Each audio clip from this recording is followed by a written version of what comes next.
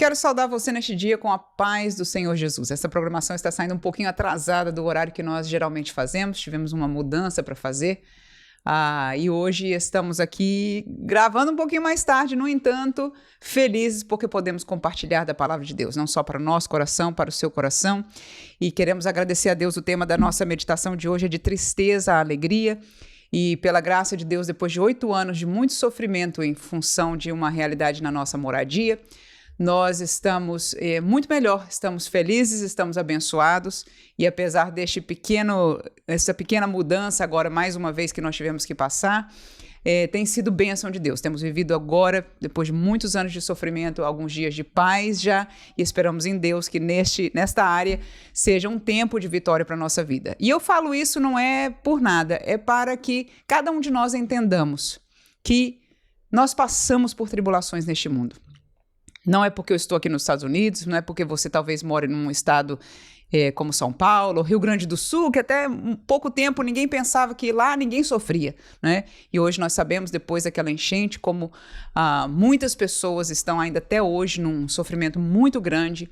E assim, a verdade é que nós neste mundo passamos tribulações, mas vamos continuar firmes, orando, confiando no Senhor, né? Nesta área agora eu tenho um alívio, em outra área nós estamos passando também tribulações. No entanto, vamos nos focar na palavra de Deus, glorificar ao Senhor. Enquanto estamos neste mundo, Jesus já tinha dito, estaremos passando por tribulações, mas ele venceu o mundo e nos deu uma esperança, que é um dia estar com ele, e nós vamos caminhar fiéis a ele, pela graça do Senhor, aqui aprendendo da palavra, sendo consolados pelo Espírito de Deus, aleluia, até o dia da sua vinda. João capítulo 16, versículo 5 a 11, diz o texto, e agora vou para aquele que me enviou, e nenhum de vós me pergunta, para onde vais?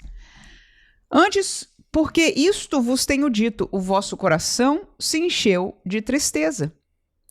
Todavia digo-vos a verdade, que vos convém que eu vá. Porque se eu não for, o Consolador não virá a vós, mas se eu for, enviar-vo-lo-ei. E quando ele vier, convencerá o mundo do pecado, da justiça e do juízo. Do pecado, porque não crê em mim. Da justiça, porque vou para meu Pai e não me vereis mais. E do juízo, porque já o príncipe deste mundo está julgado. Muito bem, estamos aí com este texto, como temos falado nestas últimas semanas, da despedida de Jesus dos seus discípulos. E ele diz, olha, quando eu digo para vocês que eu vou voltar para aquele que me enviou, vocês não me perguntam para onde eu vou. Ou seja, aqueles que estavam seguindo a Jesus de perto sabiam que ele era o Filho de Deus. Então, quando ele disse, eu vou voltar para quem me enviou, eles sabiam que ele estava voltando para o céu, que ele estava indo estar com o Pai, que ele estava, em outras palavras, deixando a eles, e a única maneira que teria de acontecer seria a morte, ou no caso, como o profeta Elias, que foi arrebatado, não é? Foi levado, enfim, sem passar pela morte. No entanto, o que Jesus diz aqui é que quando eu falei isso para você, está no versículo 6, ele diz, olha, eu estou indo de volta para o meu Pai, para aquele que me enviou, não é isso? Aí ele disse, e quando eu falo estas palavras para vocês, o vosso coração se enche de tristeza. E essa é uma realidade. Toda vez que nós vemos alguém partir, mesmo que seja de um lugar para outro aqui nesta terra, não é? No sentido de que vivia perto da nossa vizinhança, foi para outra vizinhança, ou foi para outra cidade, ou foi para outro país, sempre essa distância é algo que nos entristece, muito mais quando a distância ela enfim, de vida e morte, no sentido de que nós não veremos mais as pessoas nesta vida. Claro que você, sendo crente e conhecendo ou perdendo, no caso, alguém que é crente, que é salvo, você sabe que um dia verá essa pessoa no céu. No entanto, é tristeza, é tristeza. Naquele momento, você gostaria de ter a presença daquela pessoa com você, não é assim?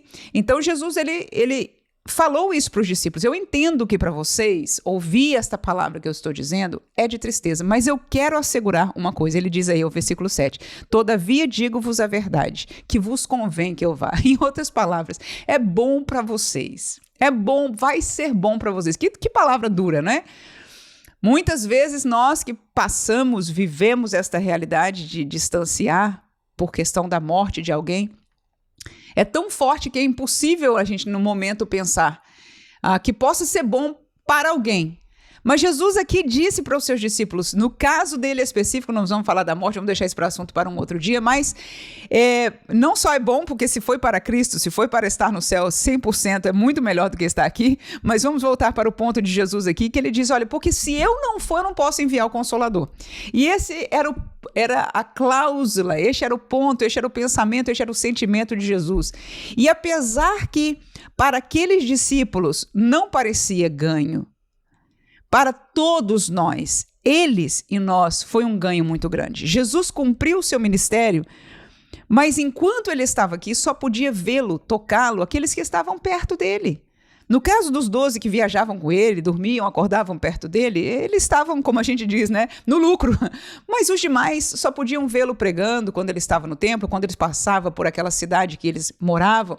Enfim, era uma situação perto, mas longe de Jesus.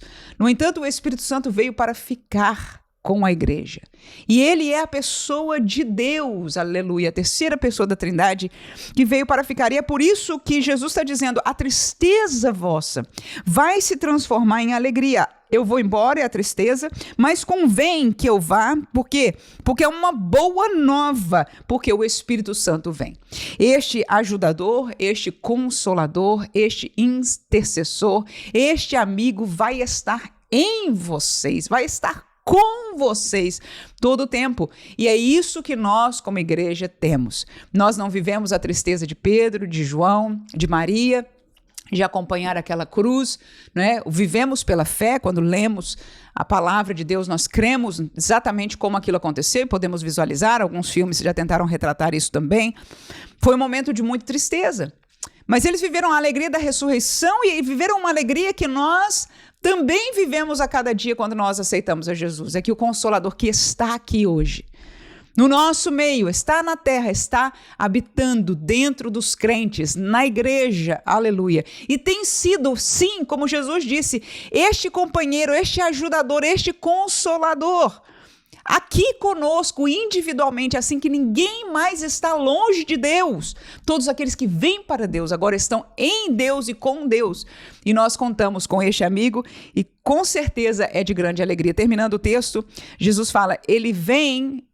Ele não deu ênfase neste texto no sentido de nós, ele só falou que convém, que vocês vão ficar melhor, né, quando eu for, porque eu vou poder enviar o Consolador, mas ele aqui deu ênfase no trabalho que o Consolador vai fazer em relação ao mundo, que é quando ele diz, ele vai convencer o mundo do pecado, da justiça e do juízo. Isso é muito importante, porque o trabalho do Espírito Santo é esse, é de convencer.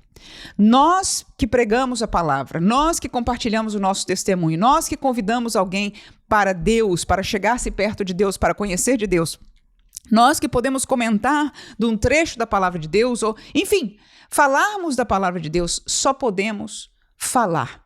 Só podemos expor o que nós vivemos. E numa geração como essa que nós vivemos hoje, que cada um tem e se dá o direito de crer no que quer e como quer, ele diz, você está feliz com a sua religião? Fique. Eu estou feliz com a minha ou sem religião que fico, né? Então, tudo isso nos dá a entender cada vez mais claro que nós não podemos fazer nada, nós não podemos convencer a ninguém.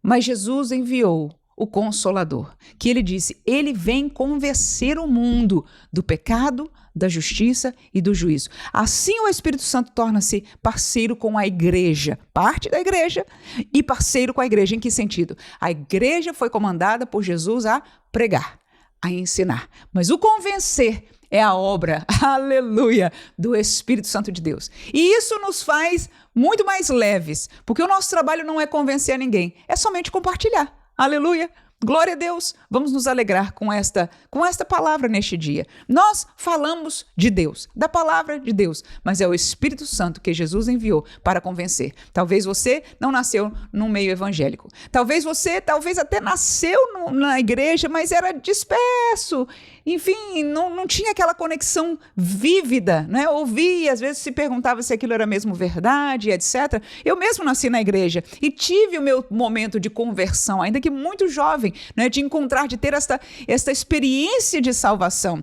Tive a experiência do batismo no Espírito Santo, todas que marcaram a minha vida. Aleluia. Mas quando alguém não vem de nascer da igreja, mais fortemente tem este momento de conversão. Tem aquele dia que ele foi convencido de que era um pecador e que precisava solucionar urgentemente este problema. Aleluia! E era por crer em Jesus, no Cristo crucificado e ressurreto. E esta obra de convencer foi o Espírito Santo que veio e que fez. Deus te abençoe neste dia. Amém.